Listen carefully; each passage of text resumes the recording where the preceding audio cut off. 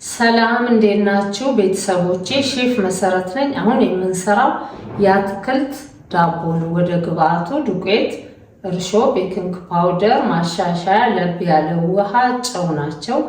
ሽንኩርት፣ ካሮት፣ ብሮኮሊ፣ ድንች፣ ሮዝመሪኖ፣ የበርበሬ ፍሬ፣ ቆንዶ በርበሬ፣ ጨው፣ ቃሪያ ናቸው። ወደ ስራው እንሄድ። ለብ ያለ ውሃችንን እንጨምራለን።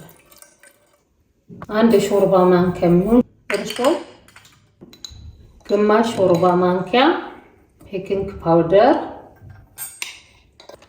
ይሄ ማሻሻያ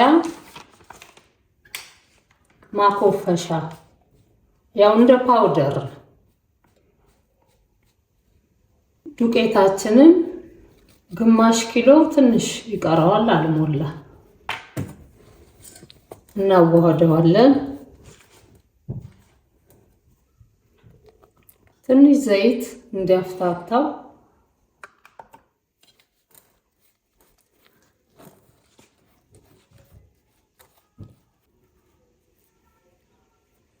እጄን ታጥቤ መጥቻለሁ። እሽት ማረግ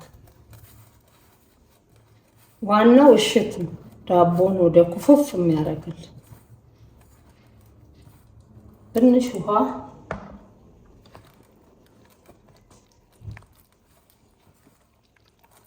ዱቄቱ ቆንጆ ዱቄት ነው። ሃናን ይባላል። ከዚህ በፊትም ዳቦ ሰርቼበታል። የኬክ ዱቄት ነው። አሁን ያው ተወዷል። 100 ብር ነበር፣ 150 ብር ሃናን። ይሄው እጅ ላይም አይዝም። ይሄው ትንሽ ውሃ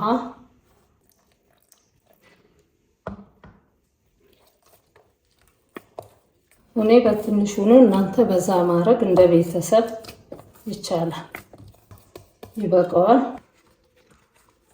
ይሄ የሰሃን ኮፍያ ነው። የምትፈልጓት ጻፉልኝ፣ እጠቁማቸዋለሁ የሚገዛበትን።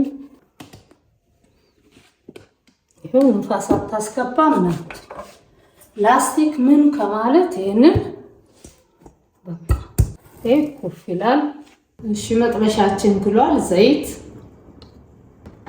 ባል ሲልልን ድንቻችንን እንጠብሳለን።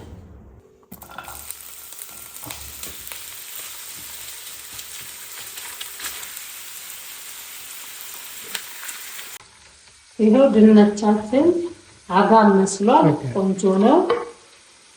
ይሄንን እናውጣዋለን።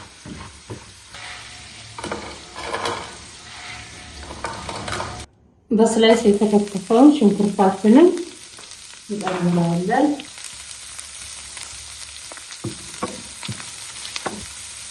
ትንሽ ጠበስ ማረግ በቃ ይተከተፋል። በቃ ነጭ ሽንኩርትና ዝንጅብል አንድ ላይ የተፈጨ ነው።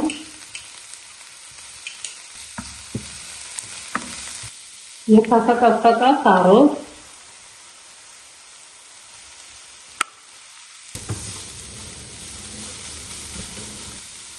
ጨው፣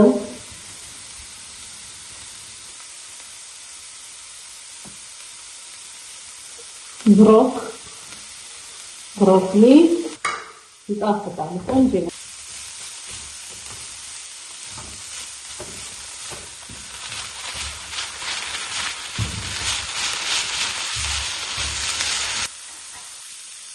ቅመማችንን ጣዕም እንዲኖረው አትክልት ማለት አለበት። ዳቦ ራሱ ያጣፍጠዋል። ይኸው ዘይትም አልበዛው። ዘይት መብዛት የለበትም። ዳቦ ላይ ጨፍ ያደርገው። በደረቅ ድንቻችንን የተጠበሰውን በቃ እሳታችንን ማጥፋት። ግለቱ ይበቃል። ለቁርስ፣ ለመክሰስ፣ ለልጆችም ለትምህርት ቤት 4 ሰዓት መክሰስ ቢቋጠር አሪፍ ነው። ቃሪያችንን እስቲ ዳቦአችን ኮፍ አለልን። ይሄው ቆንጆ ነው። ነገሩ 30 ደቂቃ አልፎታል። እንደ ቤታችን ሙቀት ዱቄታችንን እንዳይዝብን እናርከፈክፋለን።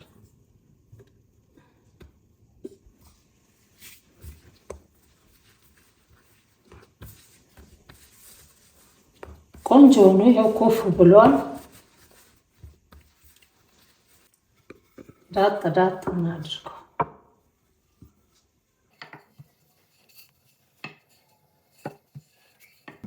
እንደ ፒዛም ባይስተካከል ችግር የለው።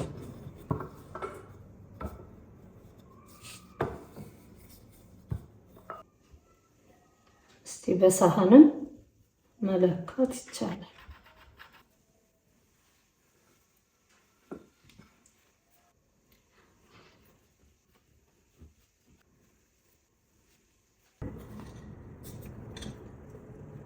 አትክልታችንን በላዩ ላይ ማድረግ ነው።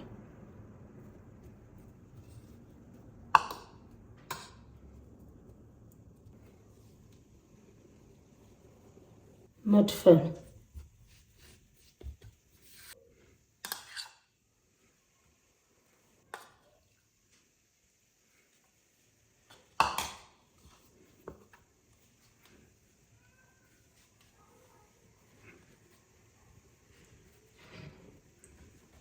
በኋላ እንዳይከፈትብን በደንብ አስተካክሎ አጥራችንን ዘይት ቀብተን ዱቄት ማድረግ በቃ በቂያችን ነው። ይሄንን ኦቨናችን ውስጥ መክተት በ200 ዲግሪ ለ30 ደቂቃ አስገብተን ማውጣት። ሲበስል እንገናኛለን። እሺ የአትክልት ዳቦአችን ይሄው ደርሶልናል። ይሄው አትክልት ውስጡ ያለ አይመስልም። ይሄው ሲያምር እንደ ሳንዱች። ይሄው ዘይት አልበዛው ምን አላለው። ቆንጆ በኦቭን በበለጠ ደግሞ በኦቭን ሲሆን በጣም ቆንጆ ነው። ግን መጥበሻ ላይ ግን ሲጠበስ ዘይት ይበዛዋል። ያው በጣም አሪፍ ነው ዳቦአችን። የአትክልት ዳቦአችን ይሄንን ይመስላል። ስራችንን ከወደዳችሁ ላይክ፣ ሼር፣ ሰብስክራይብ አድርጉን፣ አበረታቱን ብዙ ስራ እንድንሰራላችሁ።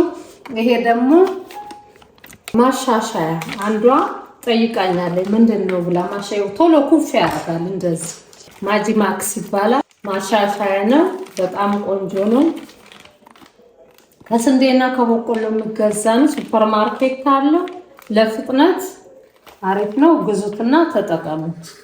እና ይሄንን ይመስላል እንግዲህ ያው ዘይት የለው ምን የለው በጣም ቆንጆ ነው። እናመሰግናለን። አበረታቱን ውዶቼ። ባይ ባይ።